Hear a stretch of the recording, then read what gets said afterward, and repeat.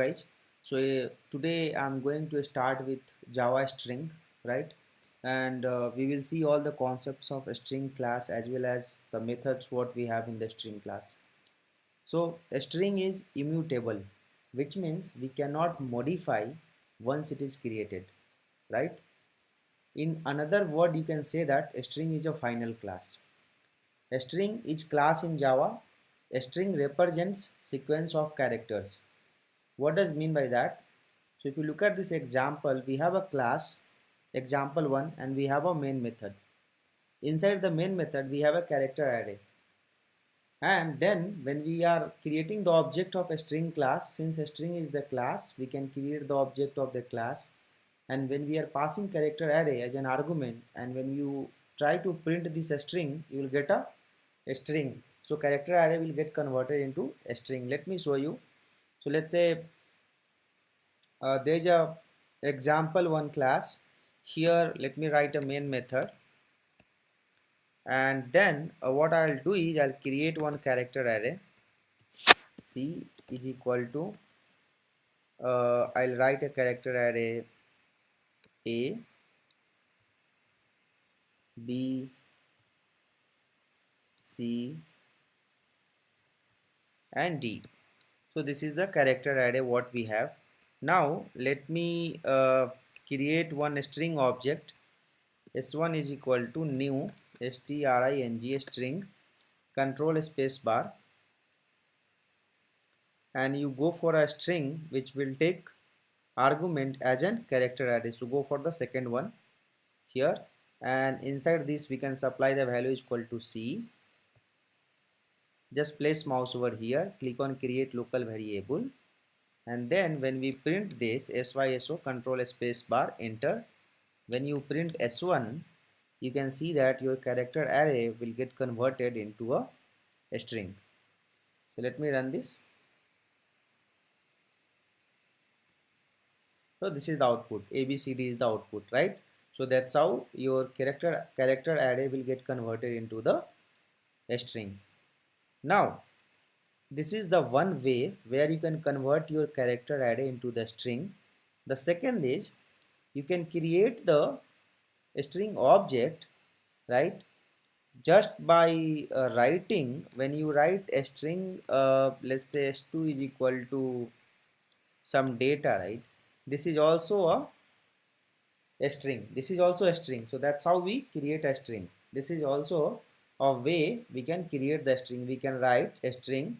S2 is the reference. So the type of S2 is a string, and in double quote you can write the sequence of character. So this is also one way we create the string.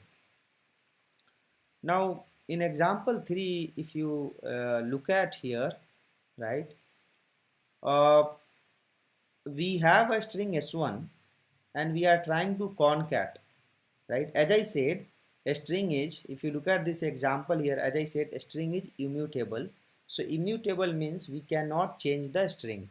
So let me do one thing. Let me make the class. Let me make another class.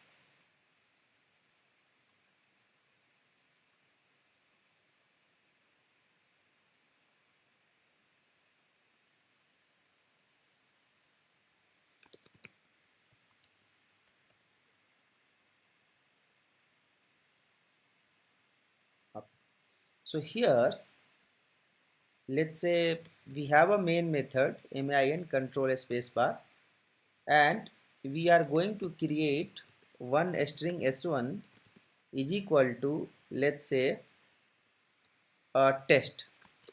Okay, we have created s1 is equal to test. Now what we will do is s1 dot concat we will write, right? S1 dot concat, and we will try to concatenate the string with let's say test 567, right? And then at the end we will try to print the first string reference s1. Let's see that what happens. When I run this program, you will not see a string will get concatenated. Why? Because a string is always immutable.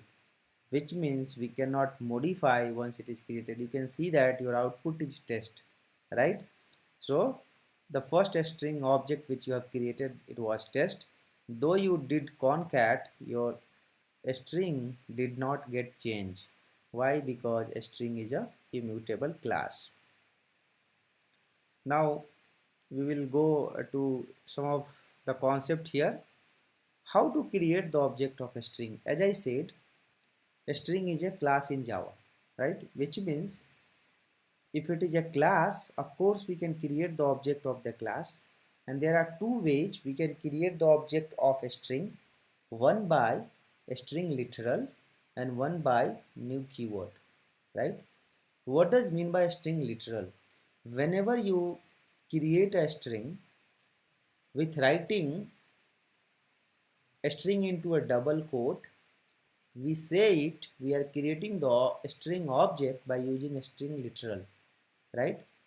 You can see that here string s1 is equal to double quote test1 and string s2 is equal to double quote test2. So when you write like this, even in that case actually you are creating the object of the string in the memory, right? So this we call it as a creations of a string object by a string literal. But there is an interesting thing here. Each time when you create the string object, JVM checks the string pool. JVM will check the string pool.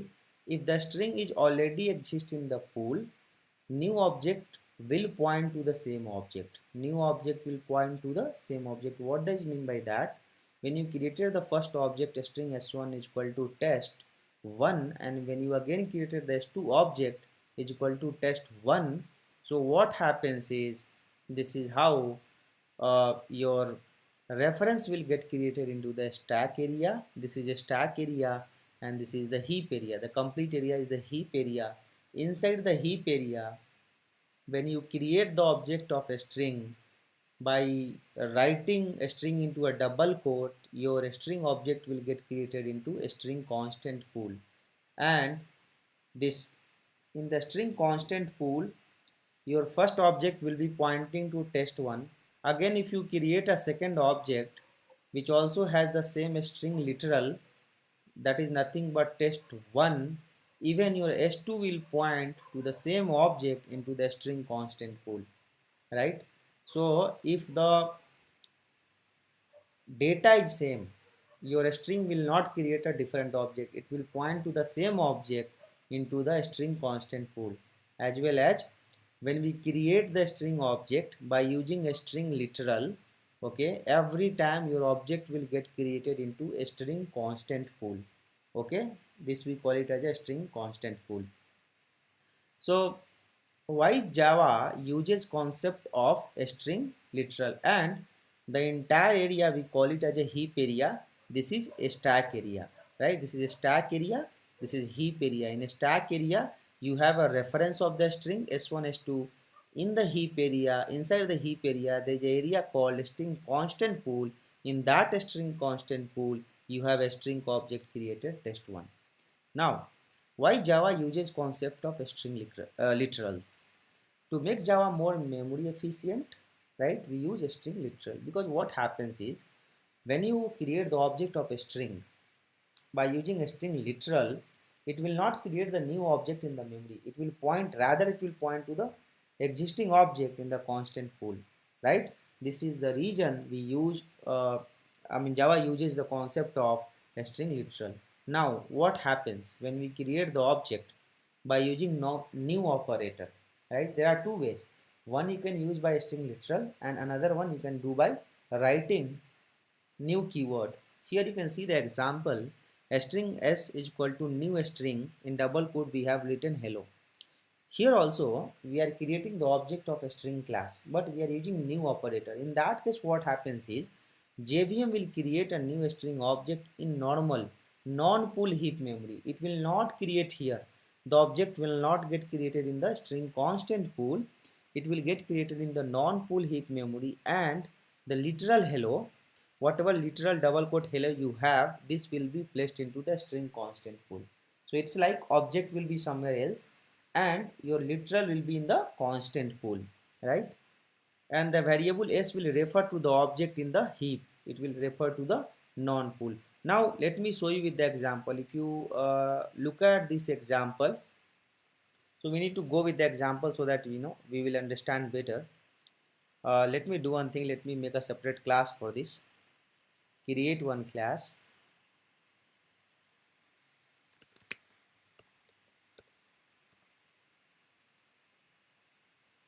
Okay, here we'll create a main method, main control space bar enter. Here we will write a string. So if you look at here the example, I have given s1 and s2. Same example I will take here. The string is s1 is equal to test1. Let's say a string s2 is equal to test2. Right now we'll create a string s3 is equal to new string test3.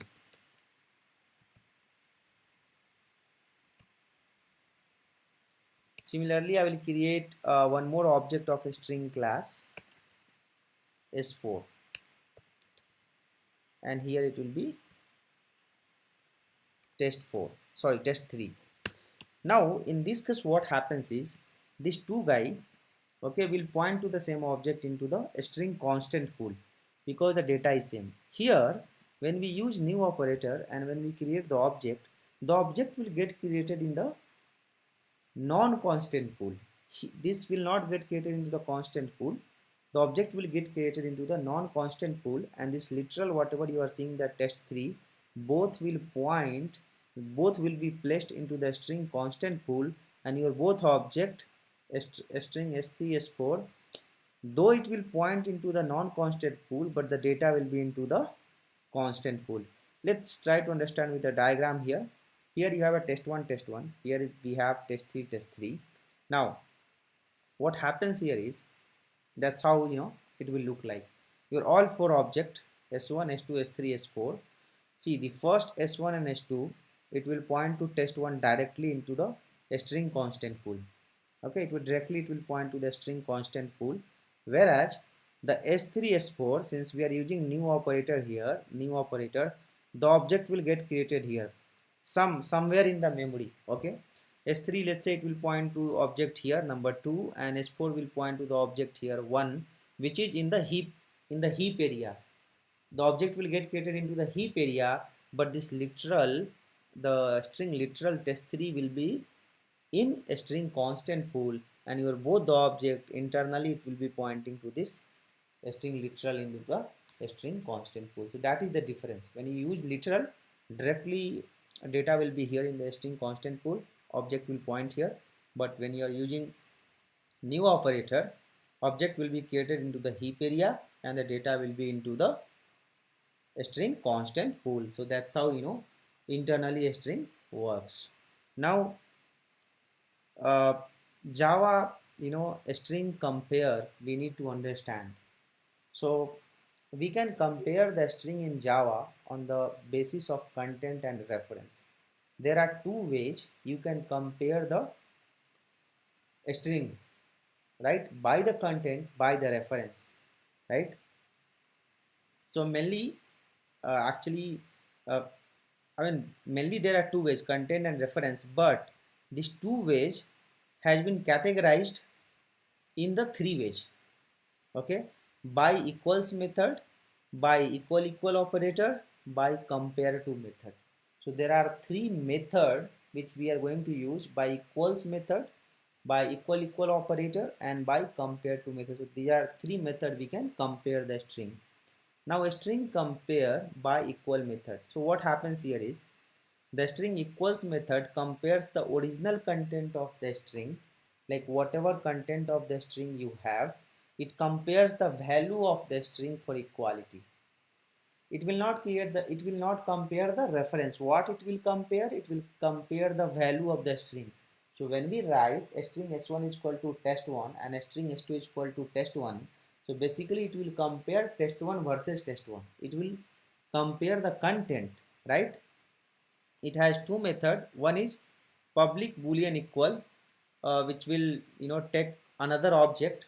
So the object which you want to compare this string to the specified object. And the second method is public boolean equals is ignore case. This will compare the another object, but it will ignore the case. It is not a case sensitive. Either you supply the data into the capital letter or a small letter, it will ignore the case and it will try to compare. So we will try to see with the example how this uh, concept works, like how this equals method works. We will try to understand. For that, let me write one class here.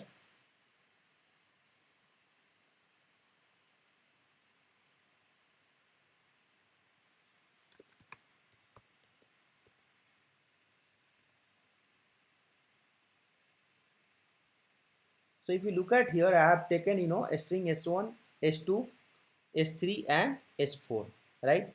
Let me type the same string. String s1 is equal to, I have taken Bhanu.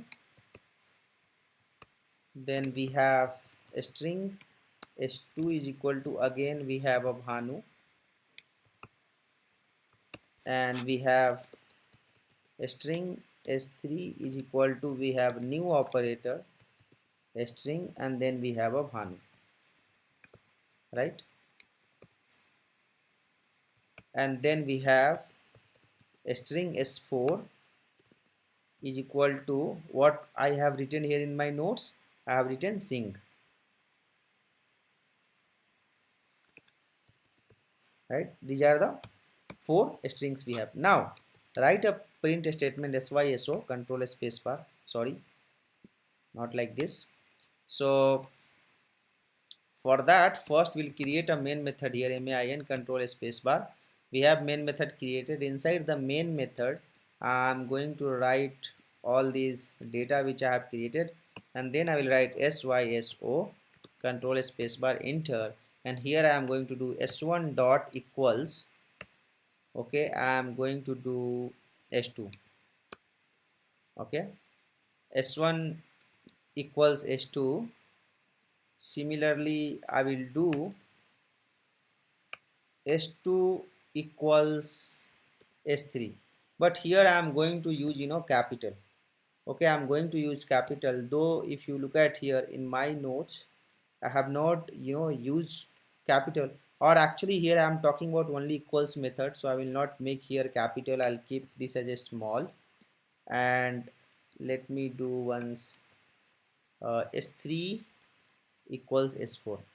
So what will happen, in this 2 you will get true, here you will get a false, because content here is a sing and here the content is Bhanu.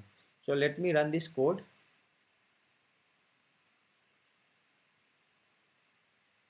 So you can see that through true, true and false.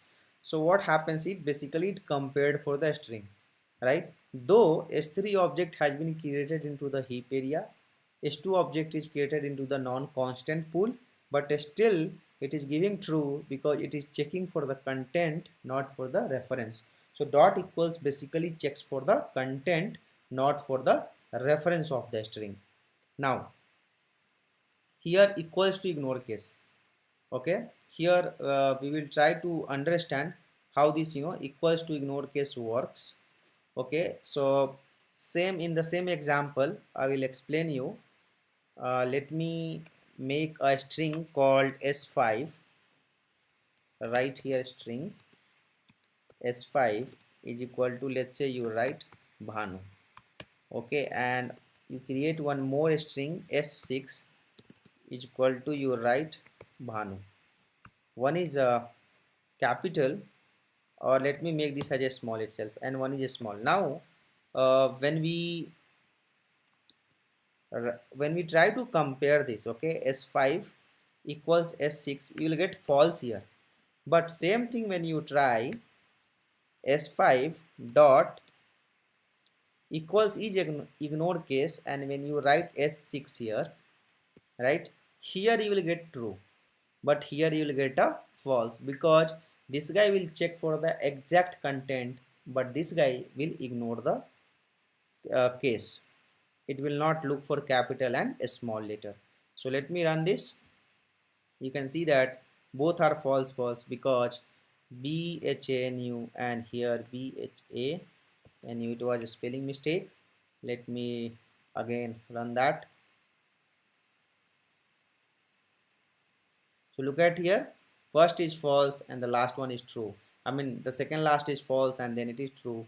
So this equal became false, but this guy became true. So that's how equals ignore case works. So this is all about equals and equals is ignore case. Now let me go to the equal operator. This guy, what it will do is equal operator basically will check for the reference. Actually it will check for the reference of the string, which means object of the string. So if you look at here, when you have this Sachin, okay, and again you have a Sachin. So in this case what happens is S1 S2 will be true because it is pointing to the same object. S1 S2 is pointing to the same object, but when we have this S3 object here, as I said, this object will get created into the heap area. So when you say S1 is equal to S3, you will get here false. Why? Because both are pointing to different object. So equal operator will not check for the content, it will check for the object. But when you say S1 dot equals S2, here you will get true, as well as when you say S1 dot equals S3, you will get true. Let me show you uh, by actually writing the code. So let me make example 5 here.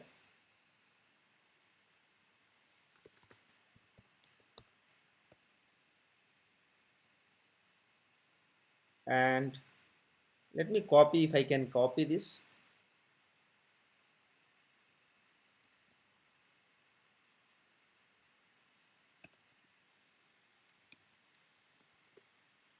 Okay. So here just try to understand. Remove this, as well as remove this commented line, right? So when you look at here, this two guy, this will point to the same object into the constant pool. So this will be true. This guy will be false because S1 is pointing the object in the constant pool, whereas the S3 is pointing the object into the non-constant pool. But when you say equals dot S2, or let's say equals dot S3, this guy will check for the content, and here you will get true, but here you will get false. Okay, let me run this.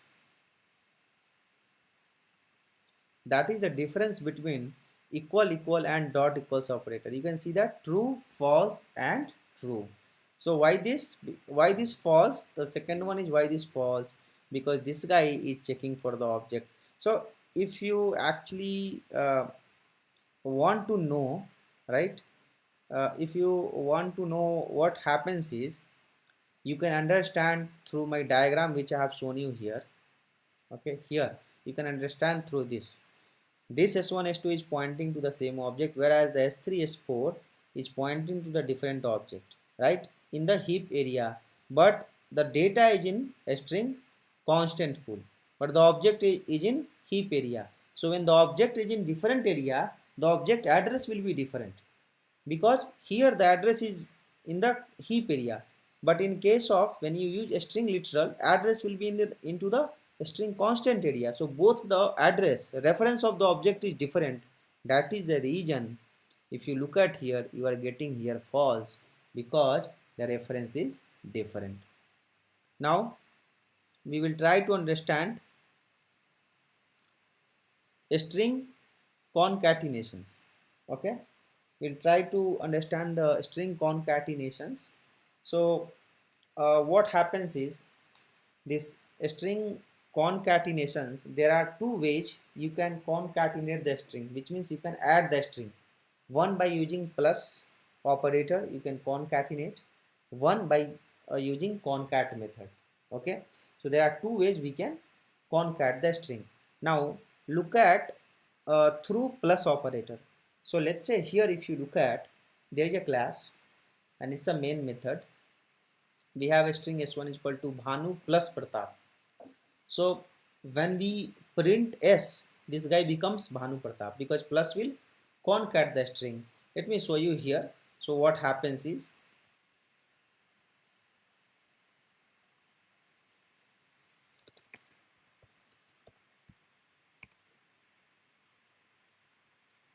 here let me write a main method, and let's say we have a string s1 is equal to Bhanu, right?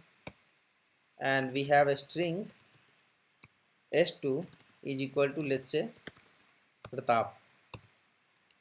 Same thing we have it here. So here I am writing in the same line, okay, Bhanu plus Pratap. So let me do the same thing here. Let me write in the same line, okay, Bhanu plus Pratap, okay.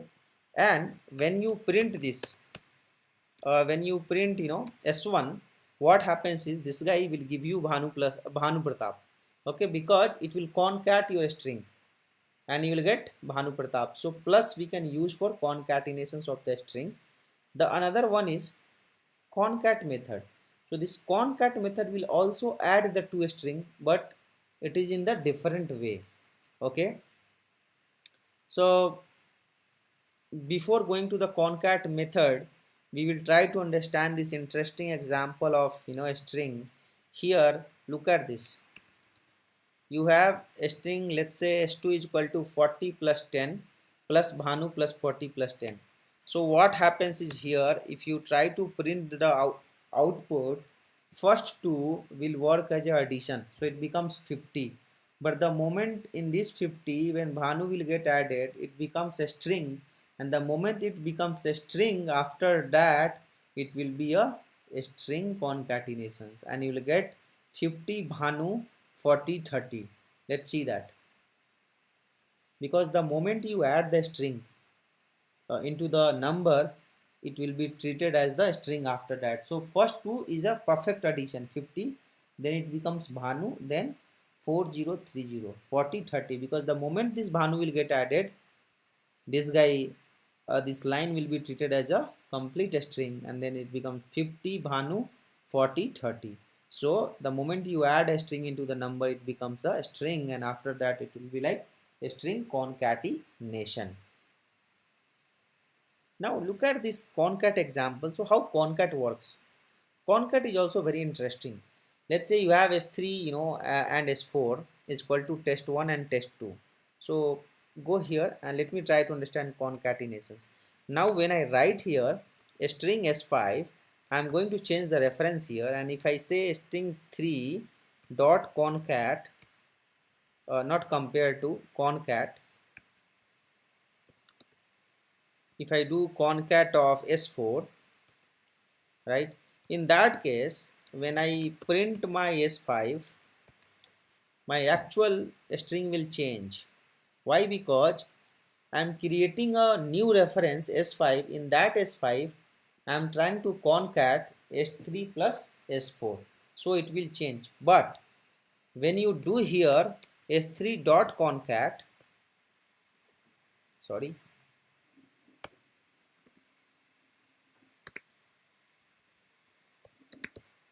when you do here, this, when you do test 5 6, then s3 will not change, because you are trying to change the your actual string. This guy will not change because you are trying to change in the same reference.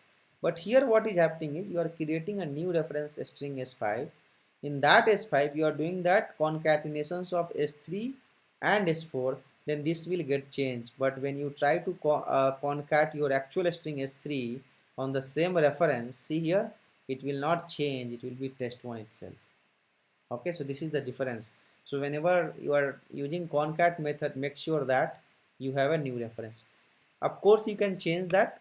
If you do here like this, s3 is equal to s3 dot concat, right, and when you do here like this, of course here you can change that, because you are creating a, you are changing the reference altogether.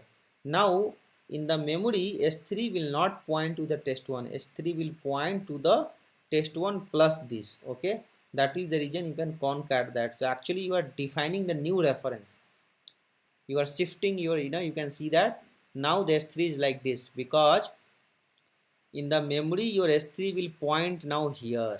Earlier it was pointing to test1.